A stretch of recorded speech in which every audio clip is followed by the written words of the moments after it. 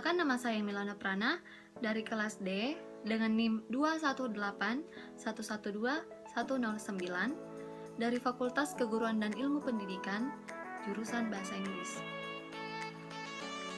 Dalam tugas mata kuliah bimbingan dan konseling ini, saya akan membahas mengenai edukasi layanan bimbingan dan konseling pecandu narkoba. Sebelum itu, saya akan menjelaskan sedikit apa itu bimbingan dan konseling. Nah, bimbingan dan konseling adalah proses pemberian bantuan yang dilakukan melalui wawancara konseling atau face-to-face oleh seorang ahli yang disebut konselor kepada individu yang sedang mengalami sesuatu masalah yang disebut konseling, yang bermuara pada teratasinya masalah yang dihadapi konseli serta dapat memanfaatkan berbagai potensi yang dimiliki dan sarana yang ada sehingga individu atau kelompok itu dapat memahami dirinya sendiri untuk memahami perkembangan yang optimal, mandiri serta dapat merencanakan masa depan yang lebih baik untuk mencapai kesejahteraan hidup.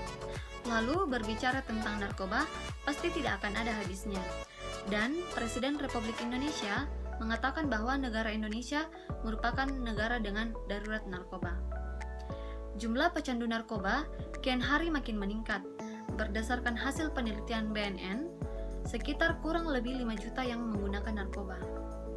Jenis narkoba yang dikonsumsi pecandu di negara kita adalah sabu, ekstasi, ganja, kokain, dan lain-lain. Nah, apa sih itu narkoba? Narkoba adalah zat-zat alami maupun kimiawi yang apabila dimasukkan ke dalam tubuh kita baik secara oral, dengan diminum, dihirup, dihisap atau disedot, maupun secara injeksi atau suntikan, dapat mengubah pikiran, suasana hati, atau perasaan dan perilaku seseorang. Adapun jenis-jenis narkoba yang pertama yaitu ganja, yang menyebabkan penggunanya ingin makan terus, serta membuat perasaan tenang. Yang kedua yaitu sabu, yang menyebabkan penggunanya kuat dan merasa kenyang. Yang ketiga yaitu ekstasi, jenis ini sering digunakan di tempat hiburan malam. Yang keempat yaitu tembakau cap gorila, yang membuat penggunanya dapat berhalusinasi. Yang kelima yaitu flaka, yang dapat membuat pengguna jadi seperti zombie. Yang keenam, jamur tai sapi atau magic mushroom. Dan yang ketujuh, obat daftar jin. Nah, masalah penyalahgunaan narkoba telah menjadi marak di Indonesia pada hampir semua kota dan desa. Penyalahgunaan narkoba adalah masalah kesehatan dan perilaku yang berdampak buruk terhadap kehidupan sosial, ekonomi, serta meningkatkan beban keluarga, masyarakat, dan negara. Di samping itu juga meningkatkan angka kejahatan. Di abad mutakhir ini, tampaknya tidak ada negara yang sama sekali terlepas dari problem narkoba. Selalu saja ada individu atau komunitas pemakai dan pengedar di suatu negara.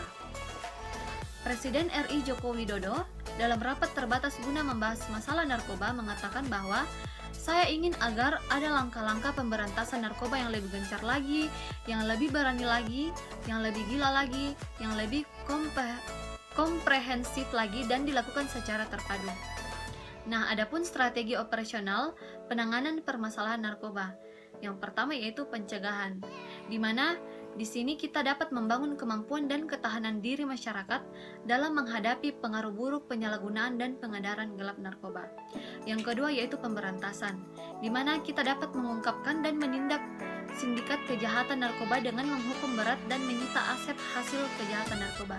Dan yang ketiga yaitu rehabilitasi, yaitu dapat memulihkan pecandu narkoba dari ketergantungan atau kecanduan narkoba supaya kembali hidup sehat dan produktif. Nah, apa sih yang membuat orang bisa kecanduan akan narkoba? Yang pertama yaitu keingintahuan yang besar untuk mencoba tanpa sadar atau berpikir panjang mengenai akibatnya. Yang kedua yaitu keinginan untuk bersenang-senang. Yang ketiga, keinginan untuk mengikuti tren dan gaya. Yang keempat, masalah yang dihadapi dalam keluarga dalam artian korban broken home. Dan kelima, lari dari kebosanan, masalah atau kesusahan hidup. Dan yang keenam, ada juga yang berasal dari faktor ajakan teman. Adanya kebutuhan akan pergaulan teman sebaya, mendorong si pecandu untuk dapat diterima sepenuhnya dalam kelompoknya. Ada kalanya juga menggunakan narkoba merupakan suatu hal yang penting bagi remaja agar dapat diterima dalam kelompok dan dapat dianggap sebagai orang dewasa. Dengan melakukan hal tersebut, kita tahu ada banyak dampak yang akan dialami, tentunya dampak negatif.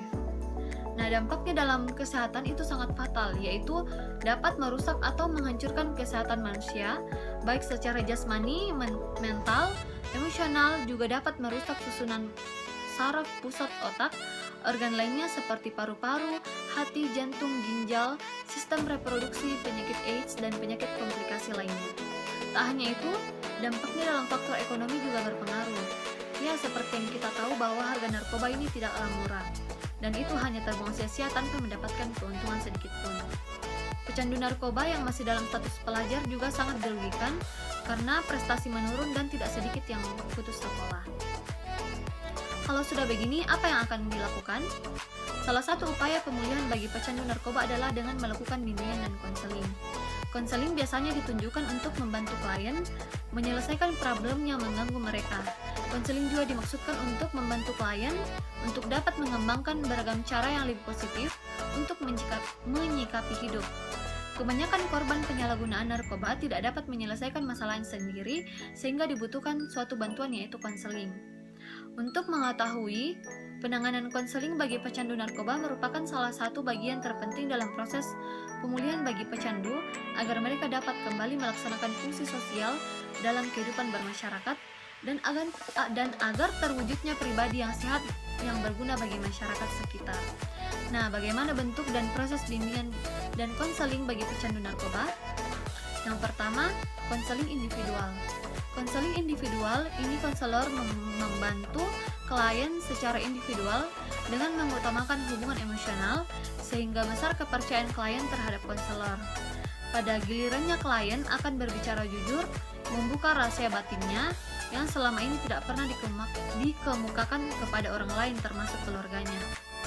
Nah, konseling individual ini bertujuan menanamkan kepercayaan diri klien atas kesadaran diri untuk tidak menyalahkan orang lain atas kecerobohan dan kesalahannya mengkonsumsi narkoba. Yang kedua, menumbuhkan kesadaran untuk mengambil tanggung jawab atas perbuatannya yang destruktif yang dilakukan selama ini dengan menerima segala akibatnya, seperti keluar dari sekolah atau kuliah, kehilangan pekerjaan, dijauhi orang-orang yang dicintai, dan sebagainya. Yang ketiga yaitu menerima realita hidup dengan jujur. Yang keempat, membuat rencana-rencana hidup secara rasional dan sistematik untuk keluar dari cengkeraman setan, narkoba, dan menjadi manusia yang baik. Dan yang terakhir yaitu dapat menumbuhkan keinginan dan kepercayaan diri untuk melaksanakan rencana hidup tersebut. Yang kedua yaitu bimbingan kelompok. Pada layanan ini, konselor memberi kesempatan kepada klien untuk berpartisipasi dalam memberi ceramah dan diskusi dengan berbagai masyarakat. Klien diharapkan mengalami peningkatan dalam hal kepercayaan diri untuk hidup normal sehingga menjadi orang yang berguna. Pelajaran dari ceramah dan diskusi yang dilakukan klien secara terus-menerus akan mendewasakan klien sehingga menjadi kuat kepribadian untuk menjadi anggota masyarakat. Dan yang ketiga yaitu konseling keluarga. Kita tahu bahwa dukungan dari keluarga terdekat sangat penting bagi pemulihan klien narkoba. Fasilitator konseling keluarga adalah konselor, sedangkan pesertanya adalah klien, orang tua, saudara, suami atau istri, dan sebagainya. Dengan nuansa emosional yang akrab dan rasa keterbukaan akan memberi dampak yang baik terhadap pemulihan klien, seperti tumbuh rasa aman, percaya diri, dan tanggung jawab. Nah, ketiga layanan di atas adalah layanan yang perlu diterapkan kepada anak yang memiliki resiko, terutama pecandu narkoba kategori kasus berat. Selain itu, kolaborasi dan kontribusi antar guru, keluarga, dan masyarakat sangat diperlukan untuk membantu menangani siswa yang memiliki kasus berat seperti narkoba. Dengan begitu akan mengurangi jumlah kegagalan anak berisiko di negeri ini. Sekian edukasi mengenai layanan bimbingan dan konseling mengenai pecandu narkoba. Semoga bermanfaat dan terima kasih.